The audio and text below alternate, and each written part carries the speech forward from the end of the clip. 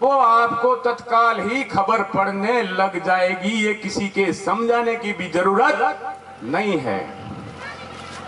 ईश्वर परमात्मा की कुदरत क्या है कि अनूपदास जी महाराज ने शुरू में लिख दिया कि हजार हजार शुक्र ज्योति स्वरूप निरंजन निराकार का है कि जिसने जमीन व आसमान को बनाया और तमाम सृष्टि को पैदा किया, परंतु उसकी कारीगरी का भेद किसी को मालूम नहीं हुआ। यह भेद उसने अपने पास में रखा है।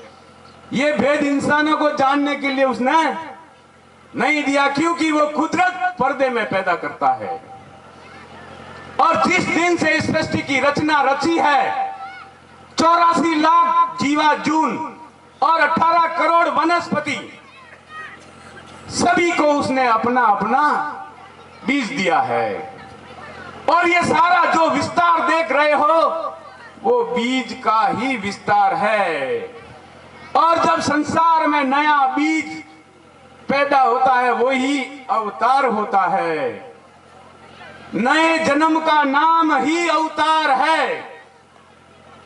अवतार वो नहीं जिसे आप समझ रहे हो कि धरती से या आसमान से टपक कर आएगा और आसमान से उतर कर अपनी कलाएं दिखाएगा या अपना पर्चा दिखाएगा और तब आकर हमारा भला होगा। ये बात दिल से निकाल दो। तुम ही अवतार हो, तुम ही उस परमेश्वर की रचना हो। 84 लाख जीवाजुन के अंदर उस परमेश्वर ने सिर्फ एक योनि ऐसी बनाई है जो मनुष्य है। उसमें दो चीजें दे रखी है उसने, एक तो अकल, दूसरी समझ, कि वो इस संसार के अंदर हो रहे अच्छे बुरे को समझ सकता है और दूसरे जीवों के दुखों का भी पता लगा सकता है। ये उसमें समझ है। जानवरों में समझ है लेकिन अकल नहीं है। समझ तो है उनमें, वो शाम सुबह आप जंगल में छोड़ते हो, शाम को घर आते हो और आपको बाल्टी भर के दूध देते हैं, वहां तक उनके अंदर समझ है, लेकिन वो बेचारे बोल नहीं सकते। अगर दूसरी जीवाजुन दुखी है सृष्टि में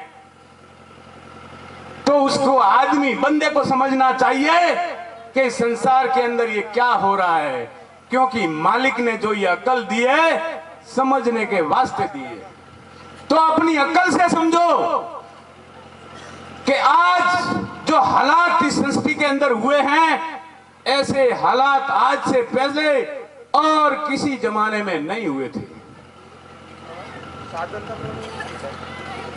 अब परमेश्वर की कुदरत ऐसी पाक है कि जो बात सृष्टि पर एक बार कायम कर देता है तो वो अपनी पूरी उम्र हुए के बगैर हरगिज परमेश्वर नहीं मारता है। ये बात आपको निश्चित होकर समझ लेनी चाहिए कि परमेश्वर ने सभी जीवाजुन को अपनी अपनी उम्र दी है और वो तभी मरते हैं